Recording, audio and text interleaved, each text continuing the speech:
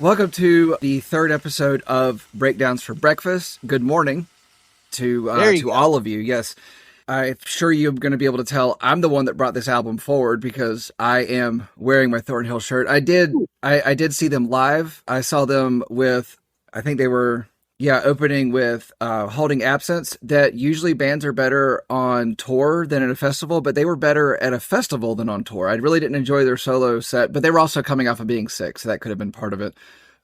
Thornhill, Silent Planet, and who was the headliner? I don't know. It'll hit me later tonight, and when it doesn't matter anymore. But yeah, so I love this band.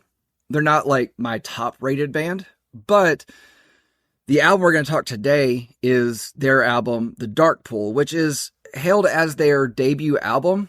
And I don't see it as their debut album. I see it as their first full album where they set out to actually record a full thing.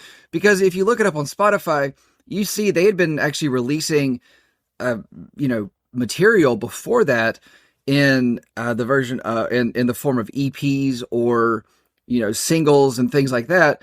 Real common thing these days, releasing one song, two songs, and then here's four songs. And then when the actual quote unquote debut album comes out, they've already got a track list of 10, 15 songs on streaming. Well, I think you've got a couple different things that bands can do. And in the age of digital, digital media, where it's a lot easier to upload stuff online as we do with this and the Is4 podcast and all, it's a lot easier for bands to get their music out to the public, but it's a lot harder because there's a lot of, material out there, a lot of substance to go through. And, so when you find a good one, hold on to it.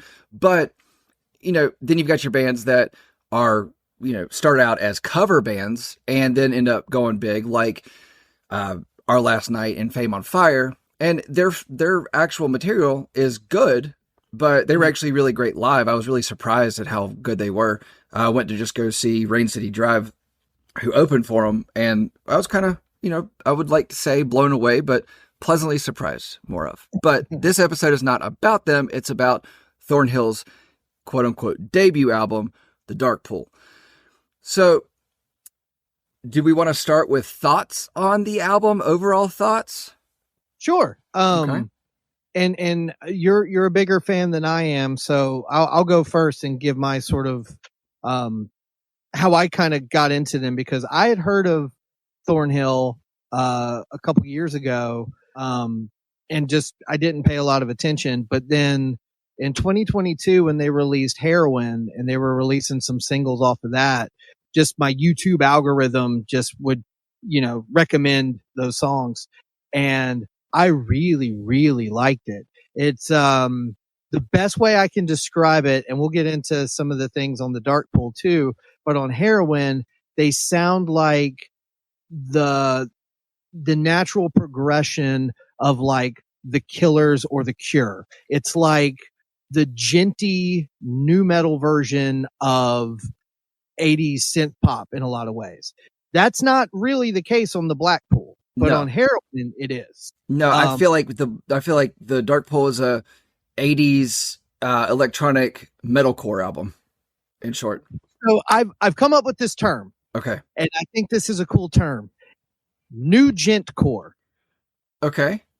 It sounds I can't 100% get behind it, but support your argument, your when statement. I was listening to, so I say all that to say, I heard Heroin before I heard the Dark Pool, and if I had to pick one or the other to listen to, I would pick Heroin. I like where they went on that one more than this one.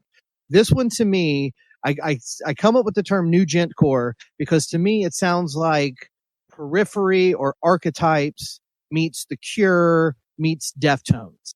Like those are the things that I'm hearing the most of. That, and they are huge fans of the Stranger Things soundtrack. There is no denying that. Yes. Matter of fact, I think this is proven on the first track of Heroin because it's called the Hellfire Club. Okay, so I didn't know that. I've heard that album, but I didn't know it was the first track was called the Hellfire Club. I mean, Stranger Things is a great TV show and great music. Yeah, and again, it falls right into that 80s synth thing that we were just talking about. So it it's on brand. Well, But you've got your 80s synth and your yeah, 80s pop synth and your 80s dark synth. And those are two similar but very different things. You know, they one's are. Madonna, one's The Cure.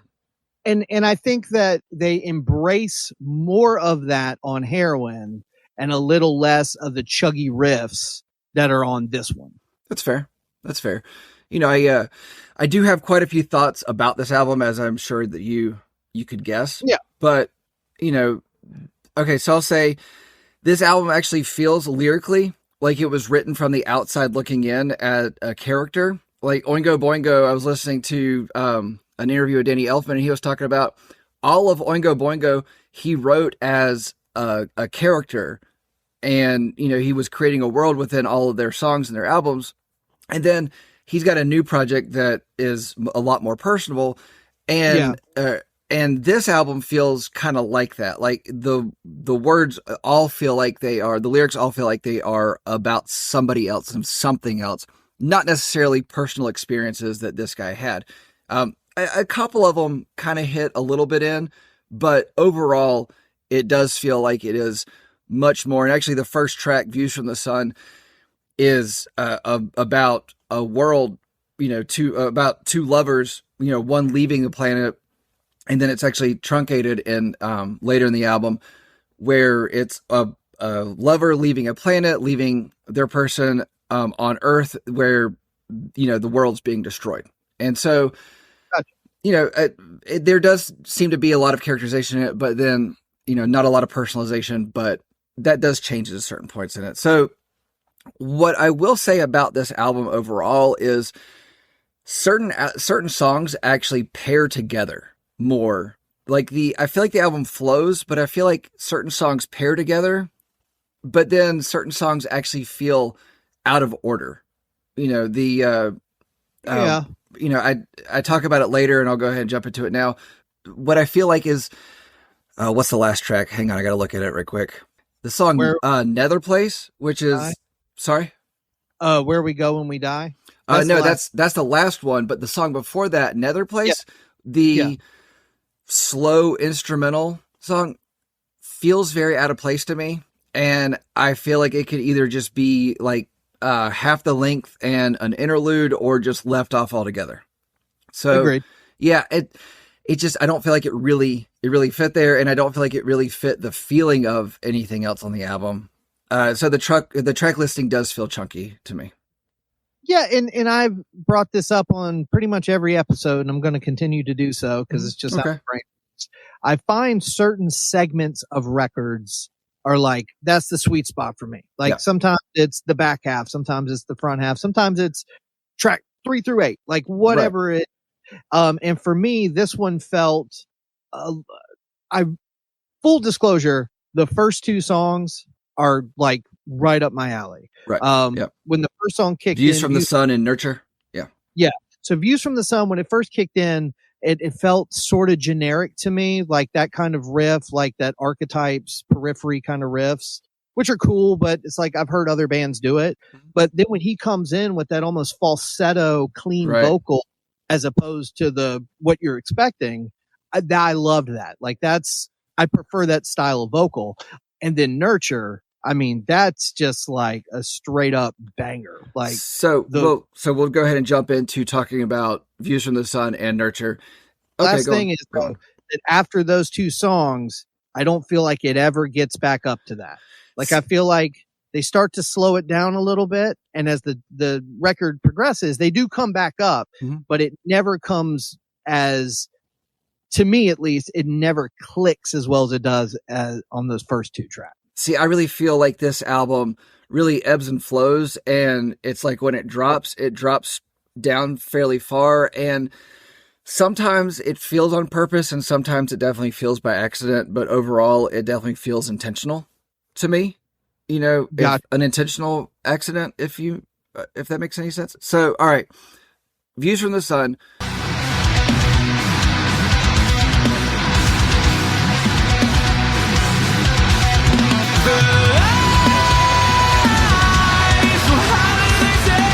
I've got that it does start with a very atmospheric electronic tone, you know, and then it kicks into a thicker guitar riff where it just all of a sudden makes you go, oh, okay. Yeah, And then the chorus is very catchy, and it really gives the vocalist a chance to kind of stretch his muscle, his vocal cords, and he gives clean vocals, and I think it fits really well. It's just a really well written piece overall, and I had the same thing with you where that first song really just really gets me, and it I think that's the first song on an album is an important thing to me, but sure. I don't feel like this should be the first song on this album. Honestly, I feel like this should be like a 3 or a 4, but it starts with like kind of a ramp up, and then it goes. But I will say, so I saw a quote from the singer Jacob who said it was written kind of in a way as a final letter to someone watching the world die from the sun. This was going to be a video actually, but we decided not to because it was the first track. It was sending a message to someone who made it off Earth before the sun came crashing into the Earth. It was kind of a love letter. This song actually connects to human, so, kind of pairs with it, but as an opposite letter to someone who was on that planet. So it's between two lovers from the Earth and outside the Earth. It's their anger about being left behind to die, but also just describing the events that are unfolding, which I kind of felt like was a cool way to kind of look at a song, which I'm a fan of the story of albums and songs and things. So There are certain songs and certain bands where the lyrical content jumps out at me and I focus on those things. And so far on, other than the Finch record, Pulse Ultra and this one, the lyrics, other than a few things here or there, the lyrics didn't really jump out at me. there was nothing Granted, lyrically that jumped out at me either, but it was overall, I thought it was fun. yeah, that's kind of neat. Yeah. Like I said, I like the first song. I think it's a good setup. It sounds familiar. Like, kind of like we talked about in the Pulse Ultra episode, when you've got a genre of music that a lot of people are getting into, you see a lot of other bands pop up that have similar sounds. Mm-hmm. And to me, this is one of those bands that has a lot of those similar sounds. Right. And I think, and we'll get into some of these other bands on other episodes, but like, I feel like you either see them live or you see a video or you hear something that, okay, this is the band that I like from this genre. There's these other 3 or 4 that sound very similar that I don't like as much. This one speaks to me more. You know what I mean? Yeah. And especially on this record. So I will say I had never heard of Thornhill before seeing them live. God, I wish I could remember who it was that we went to go see. It's going to kill me. Wasn't the show Home Team, was it? No, that was Home Team, Broadside, and This Wildlife. Okay. Which I never heard the Home Team or Broadside before that. I just was a big fan of This Wildlife, and then going into it, I was like, this, Broadside's not great, but the Home Team is a lot better. And then seeing them live, I was like, they are awesome. I love all these bands now. I love that Home Team record. Oh, absolutely. So I know you talked a little bit about the second trap, Nurture.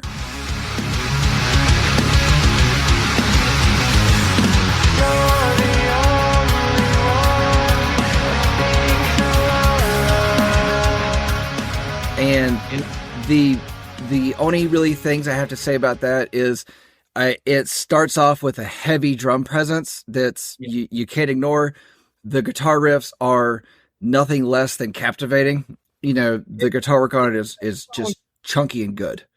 You can tell from the first song that these dudes got chops. They can riff, play. Yeah. They never get super technical, but Nurture is almost a simplified version of what they do on some of the other tracks. Right. It's the kind of song that like I'm a guitar player, but I'm don't claim to be very good. But like just I've heard enough songs with those similar kind of riffs that I was like, I could probably pick up my guitar and play that. And that's not a bad thing. That's just it's the same as when a song like the chorus gets stuck in your head because of the vocal melody. Yeah. That song kicks off with a riff that is very like gets stuck in your head. And as a guitar player that doesn't write a lot of lyrics and melodies, I like when guitar or rhythm or whatever gets stuck in your head just as much as like the vocals would. Yeah. Yeah. And, the thing that really jumped out to me about that second album is it had what I felt is a gut punch breakdown, Yeah. towards the end of the song. And I love a good breakdown. Hence, that was what I thought of when the name of our show came forward. So so the track listing that I told you that kind of jumps out at me in albums, 3 was one of those. So I do want to talk about 3, The Haze.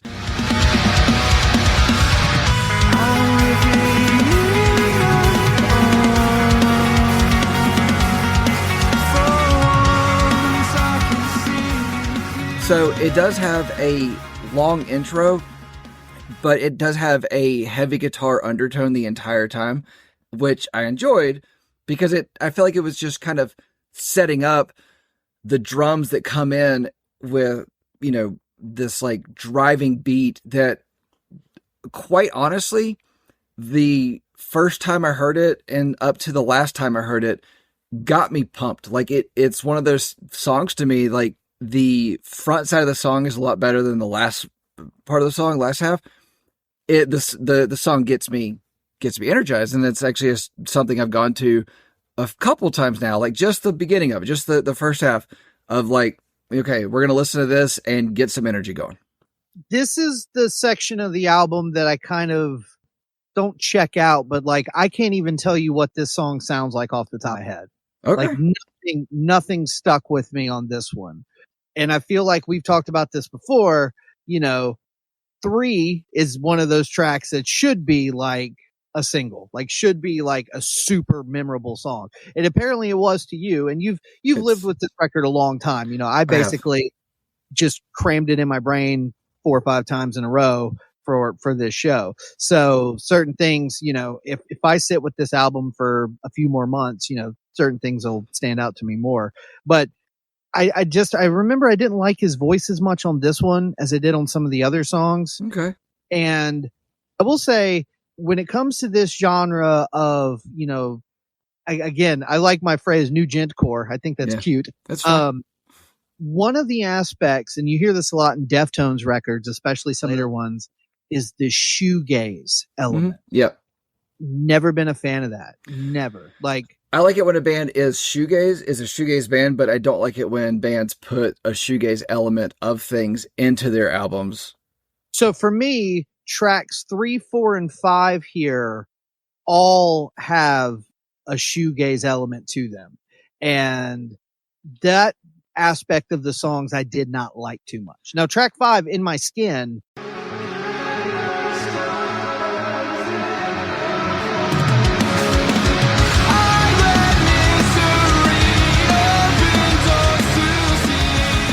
I feel like it starts that way for just a brief second. And I remember the first time I heard it, I was like, please do something. And then it pops up and it's almost like a pop punk beat to begin the song. And I'm like, okay, I'm back on board for this one. I like In My Skin was one that I liked a lot more. Okay.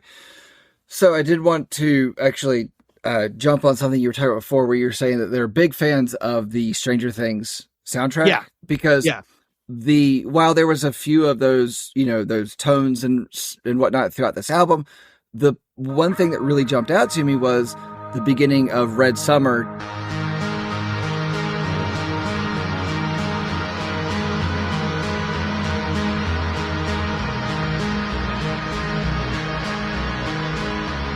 Definitely has that 80s synth, which actually made me think of Sleep Token as I kind of went about things. And as I've listened to Sleep Token more, I hear more of that in their stuff. I definitely would see Sleep Token and Thornhill together. Like that would make perfect sense on a build together, because they both, I will say this about Thornhill that I do respect is I think they slot in nicely with those bands that I keep bringing up. Yeah. But I also think they are one of those bands like Sleep Token, like Issues, like Periphery. They're not rigid in the genres that they are. Like at no point, I can't imagine at any point these guys are in the studio and they go, nope, we can't do that. That wouldn't fit. We can't do that. It's let's try it. Yeah, this will be a weird thing to try. Let's do it. Like I don't think they're confined by any sort of genre rules. I going to disagree with you because I don't think that they've ever been in the studio and been like, hey, and like the guitar player comes forward, is like, hey guys, I worked out this great country song. Okay. I guess if you want to go to the extremes with it, you can. But I just mean like, for example, Sleep Token just released a new single. Yes. And there's no instruments hardly at all. It's almost all a digital beat and vocals. And that sounds really strange next to The Vor or next to other Sleep Token songs that are the polar opposite of that. And I think that Thornhill does a lot of that too, where, you can have an ambient shoegazy, predominantly ambient shoegazy song right before or after something like Nurture, where it just bounces and grooves and is really heavy. Like at no point are the guys like, no, we can't, that's not going to fit. Like, yeah, we'll just clam it all together and it'll fit. Like, So, okay, I'm going to actually amend what I said before. I like it when bands are either all shoegaze or they're not. But if they're not a shoegaze band, if you're going to be influenced by it, be influenced in a way that doesn't become a major predominant part of your songs. Yeah. I get that I get actually within you talking, I've been kind of thinking back on it. I get that you have some of that in this album, but I actually think that there's a lot of things that get misplaced into different genres, mainly a shoegaze genre, that doesn't exactly belong there. Or is it that shoegaze is a bigger genre and a bigger sound than we actually knew? Just because it has that element to it, I don't think it is a shoegaze sound. Does that make sense? Well, yes. I will say that for some people, I can imagine on songs like some of the ones we were just talking about, when it gets to those parts, it feels very atmospheric. It feels very moody. Yeah. It was boring for me. Like, okay. I wasn't encapsulated in any kind of mood or vibe. I was sort of waiting for the next, because I knew it was coming. I knew that a minute or two from now, they're going to go to some weird off tempo chuggy thing. And so that's a little more my speed. So I was just kind of like hanging in there until those parts came in. Whereas other songs, and this is just a preference. Like I said before, I think like that's all we do here is just preferences and opinions. Right. Sure. And so for me, like there's other bands that I would kind of lump in the same genre as Thornhill that I just like the way they do things a little bit better than the way these guys are doing it. But I totally get it. Like I see why this would be something a lot of people would gravitate towards for sure. So speaking of the waiting for it to pick back up. So what I get from you is this album was really good and waiting. it was those two things. Okay. So I like I said, I did like track 5 In My Skin. And then 6 is that 2-minute interlude, All the Light We Don't See.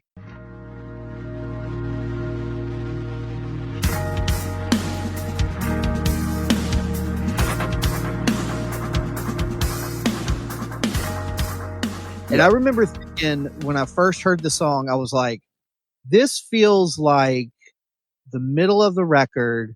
And I think that what happens next is really going to determine if I'm getting bored with this or if they're going to bring me back. And I thought that I literally put in my notes, it's pretty, but it makes me hope the next song is really important. And then Lily in the Moon starts. And my first note is, coming in hot. Right.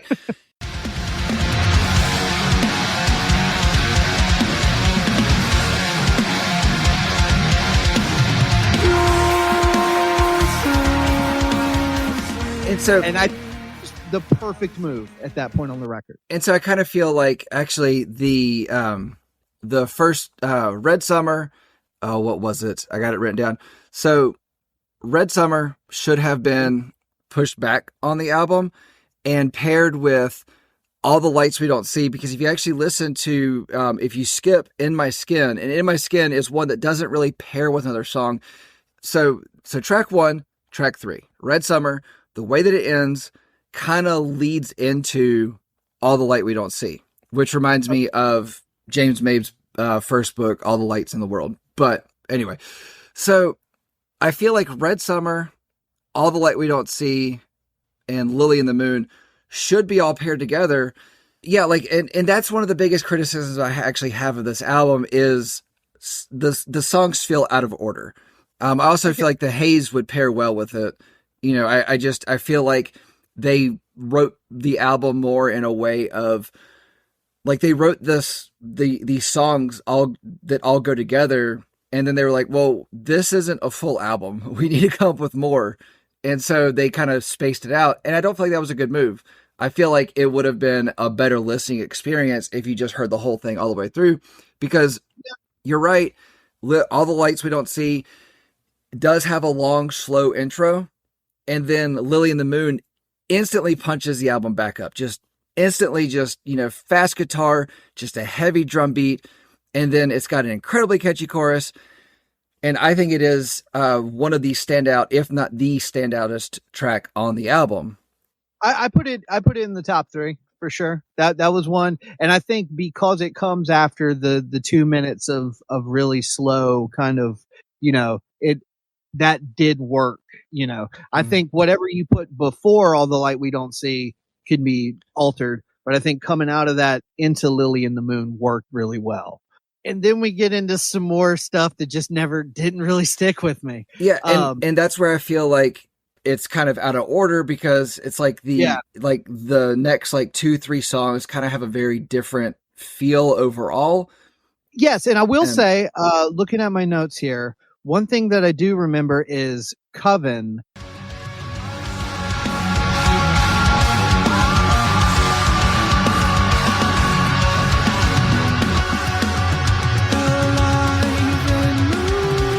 I didn't love the song, but near the end, there's this breakdown thing that sounds very Mick Gordon Doom soundtrack, which I'm all here for. I absolutely love that tone and that polyrhythm and everything. But then, yeah, Human.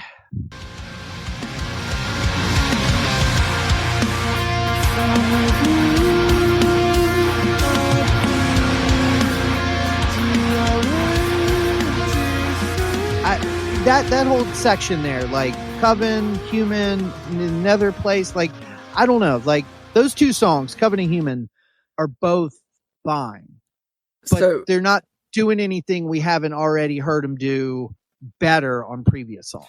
So I actually really enjoyed Human, but the part about Human that really stood out to me was that it starts with a slow, what sounds like a hollow drum to me. Yeah. Like, it's just a very echoey, you know, open drum.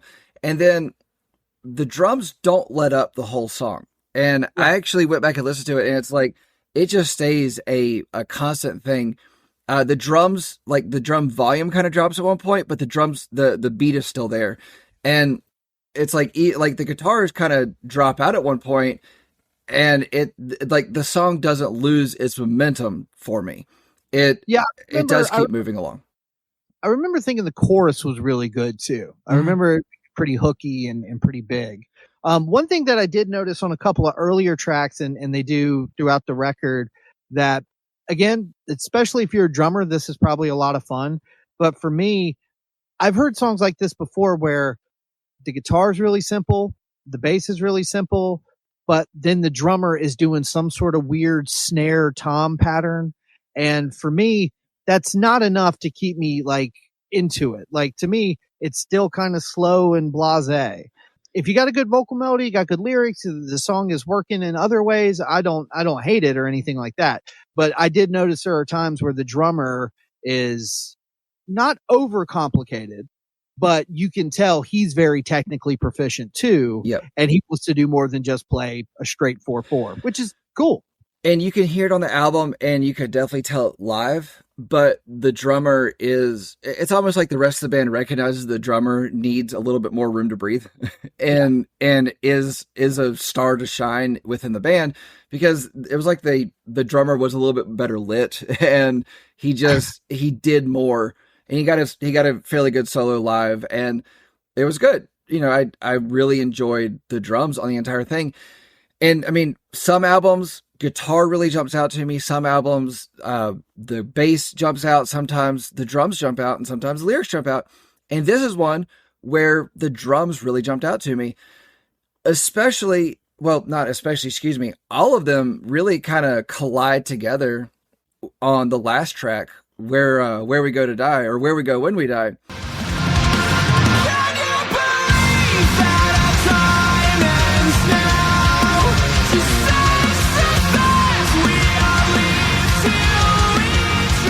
Which is the bookend to the album, which is a compliment to the first song lyrically, which I don't feel like it should have be like that, but I do like an album like this to have a heavy bookend, to end on a heavy note. So the intro is nothing short of compelling and caught my attention. The heavy breakdown, just a little over halfway through the song, just made me go, "Oh, that's some good stuff. I like it. I like a good breakdown." Of course. And I feel like the song itself, either musically or lyrically definitely does, but it kind of calls back to different points in the album, which I think is fun.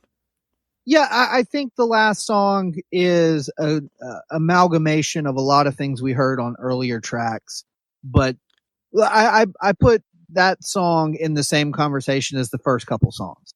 Like, I think it's one of the better songs. I think it's one of the more interesting songs. Being last, I do think it's interesting with as moody and atmospheric as some of this album gets. I do think it's interesting they would end with a song like this as opposed to something a little more slower and moody. I would have put this higher up in the track listing. I would have put something maybe like Coven or Human or something at the end. Hell, even like Nether Place.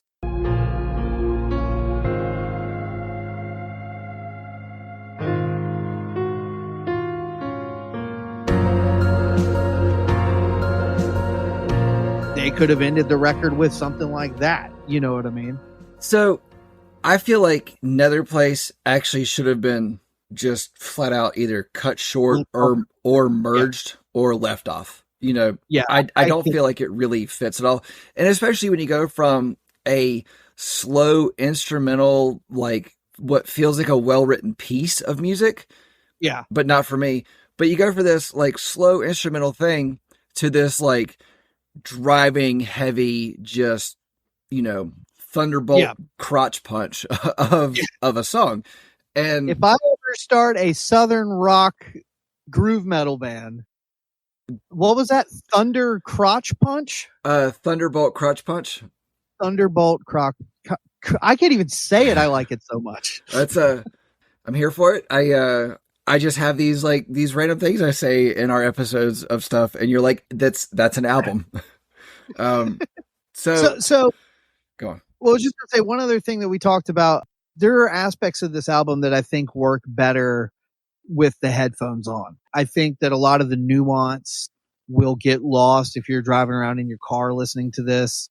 Whereas I can already think an episode we're going to do here coming up soon, I'm going to probably feel the exact opposite on. That in the car is probably going to feel real good, and in headphones just be okay.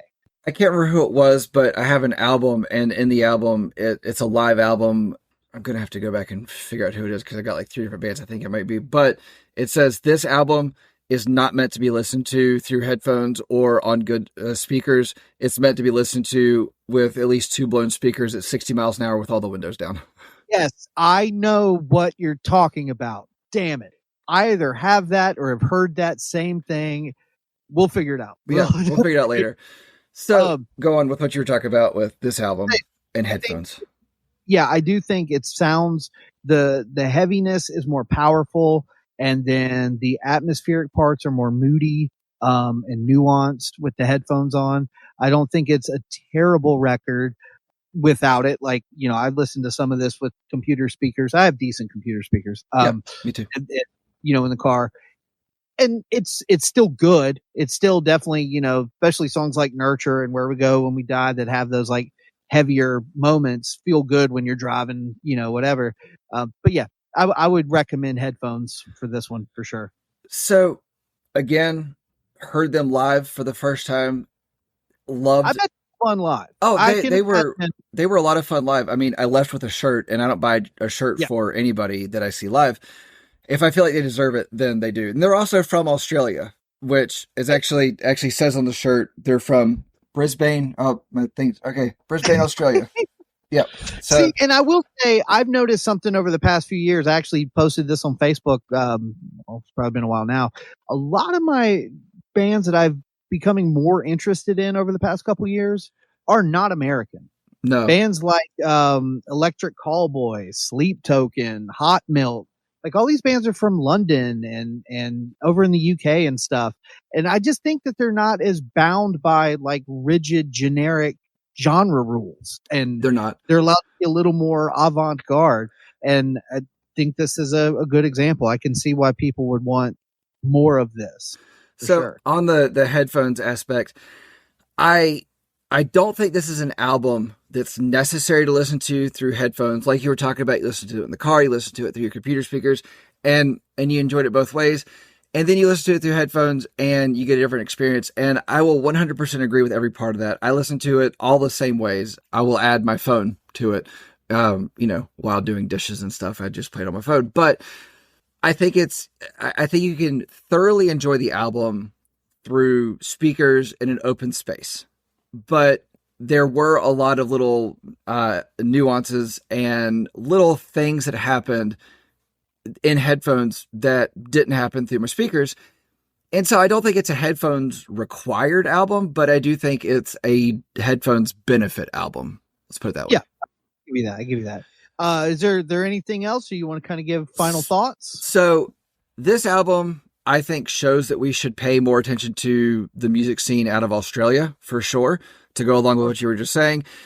And SputnikMusic.com said this album put them on the map as one of the fastest rising stars in the metalcore scene. I don't agree with the fastest rising stars part of it, but I do think they are definitely a rising star that needs to be paid more attention to. So I don't know if I call them metalcore. Kinda. They have. It's just one of those things that's in the mix. 80s electronic core, New gent core. new gent core. Okay, I'm not going to stick with the gent part of that, but Well, let me just say, new as in NEW, not NU. no, as in you. See, I don't get that. You don't hear any sort of new metal vibe on Nurture at all? I think maybe it's because the new metal influence kind of is so broad that I don't totally hear it. I also think that when people hear the term new metal, some people immediately go to poppy, fun, happy, Limp Bizkit, rolling, but then other people go to dark, weird, sick, wait and bleed Slipknot. And it's like both of those fall under the quote unquote category of new metal in some respects, but they're also completely different. Completely different. And I'll save my full new metal opinion breakdown for a new metal album, an intentionally new metal album. All right. So I will give my closing statement. I always try to write kind of like a overall review of like my thoughts of the album, which about a 5-6 sentence little closer. It's a little more than 5 or 6 sentences, but well, this is a more important album to you. Yeah, so fair enough. All right, so Thornhill almost created a masterpiece. This album is full of songs, with each giving something different. The album should change its expectations in and out of the scene. You know, I think this album is an album that should have influences outside of just the metalcore scene, which is the scene that they fall into. So, though I do feel it could have been mixed better, it's kind of dirty and reminds me more of the way things were recorded and mixed in the late 80s and 90s, outside of more of the electronic stuff in the late 80s, in a garage and by the band. This album should encourage bands to do what they do and not always try to be somebody else, and not try to imitate influences, and have a more cleaned up album for release, which makes me ask, do I like this album so much because they were not afraid to do that? This is a band that aims to put their live sound on the album, and I feel like that's what they got out of it, what they did. And so overall, I do give this album an 8.3. It's not a super high album, but it is an album that I do thoroughly enjoy. I keep forgetting that you're doing like the weirdest of fractions. Like, yeah, I would probably a 0.5, but you're going in the 0.3s. And hey, man, no, I do think there are going to be some albums, and I feel like we should maybe revisit some of our ratings because as we go on, there's Oh going to be yeah. albums that it's like I would actually rate this the same, but I wouldn't put it on the same level as that previous album. So And I think also there's going to be times like, and I'm going to give you my overall thought here in a second. There's a sentence in here that I'm going to say that 6, 8, 10 months from now might change. fair enough. And, and to your point, we come back and think about it again and you give it a different number, So so we'll have a revision episode where we revisit a few old albums that we want to adjust. yeah, something that like sticks out and was like, yeah, that would be fun to revisit something. But we're only on episode 3. We've got plenty more to go Hopefully. before we start doing repeats. Hopefully we got plenty more to go before people start asking us to stop. Or start telling us what they want to hear us talk about, which, Yeah. hey, I'm not opposed to that. That's always fun. I'm not either. If you got one of so- those, please send it over to dangerandsarge@gmail.com. This is under the Danger and Sarge head or banner umbrella. So, Okay. because we are fair. Danger and Monster. Yeah. So, okay. So kind of to wrap up my thoughts. I enjoyed this record. I found myself grooving with the first tracks, more so than later on in the album. I love the first couple songs and then it just sort of meanders. There's nothing on the back half that quite grabs me as much as the first couple songs did, but I did really like the last track. Not an album I'll probably revisit very often, but there are a few tracks that had some cool moments that I was glad I heard. And I'll probably slap Nurture on a playlist for my own benefit. And I will give a shout out to the album after this, Heroin. Again, it is a very different sounding album to this. I prefer it. Now, what's interesting is I think if you listen to these back to back, Heroin is a softer record. It's a much slower record. It's still got a lot of the things that make this record cool, but it's a different vibe for sure. And typically speaking, I would probably prefer this one, overall to something like Heroin, but there's some about the songs on there that speak to me a little bit better. They just seem to go ahead and embrace that 80s synth pop a little bit more. They still have some of the djenty, weird time signature stuff, but it's not as high on the priority list, I think, with the songwriting. It gives me a lot more The Cure and Tears for Fears vibes than this record does. Really? And his vocals work better for me with that than it does here.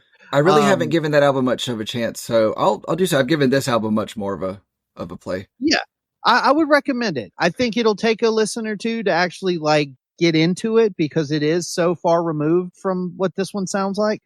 But as far as this one goes, as far as the Dark Pool goes, I think it's good. I liked it. I'm glad I listened to it, but it's not one that I'm going to go back and listen to very often. I give it a 6 out of 10. Okay, that's fine. That's fair. And it just came back to me. I actually saw Thornhill with Cane Hill, who I did not think I was gonna. Yeah, they were great live. I didn't like their recorded stuff, but they are fantastic live. And Dayseeker. So yeah, it was a fun show. I've seen so many shows I get them mixed up. So I will give Heroin a listen. I'll give it a more of a try, a more earnest try. This album does stick out more to me. And I think it's just because, like I said in my closing, I do like it doesn't sound polished to me. It sounds dirty. It sounds like it was some guys that recorded it in their basement, in their garage, something like that. And they did it themselves. And I like that. And you're exactly right. Heroin is much more polished. Yeah. It's it's almost like they took what they did on the Dark Pool and said, let's do that, but clean it up and make it a little bit more of a pop record. And so it still sounds like Thornhill. They don't sound like two different bands, like some records, some bands do, but I do think it sounds very different from one another. All right. I'll check it out. I'll give it more of a chance, but this is an album that I come back to. If you don't come back to it, that's fine. I'm not going to control your listening. So yeah, I'll listen to Nurture a few more times. Okay, that's fair. The standout tracks on this to me were The Haze, Lily in the Moon, Red Summer, and Human. Nurture was not a standout to me. I did enjoy it, but it didn't grab me. Yeah, I would say for me, hold on, pull up my notes, make sure I get the names right. Views from the Sun, Nurture, In My Skin, and Lily in the Moon. Okay. We go Lily in the Moon. That Yes. one for Yeah. sure. That one will make it. The rest are. And I did like Where We Go When We Die. I kind of like I sort of forget that one's coming. And Right. so when it gets there, I'm like, oh yeah, at least it ends on a more positive note for me. And then Nether Place really makes you forget that you're about to be smacked in the nuts. And Nice. yeah. Yeah, it does. Okay. So what are we listening to next week? So next week we're going to listen to a underappreciated gem called Attention Please by 90s alternative rock guys Caroline Spine. Now, these guys had one hit, and I say hit very loosely. They had one song that got a little bit of radio play on the like alternative radio stations back in the 90s. But then when they did their follow-up album, Attention Please, they got a little weird and it did not take off. But it's one I go back to all the time because it's just so neat. Like there's something about it I really want to talk about. So I did pull up this album, and I wouldn't say it was a hit. I'd say it was a light slap. This album did nothing. Like I don't even think even 90s alternative rock fans, the average one does not even know this exists. So, but that's what I'm here for. I want to change that. Right. So we will get into Caroline Spine next week. I don't have a full opinion of that album yet. So, I've given it one playthrough in the background, and that's it so far. So we say we're going to listen to it next week. No, we're going to listen to it all this week and then dive into it. So, all right. Sounds good. Thanks for listening, everybody. Good morning, good evening. If you go to third shift, yeah. Later. Bye.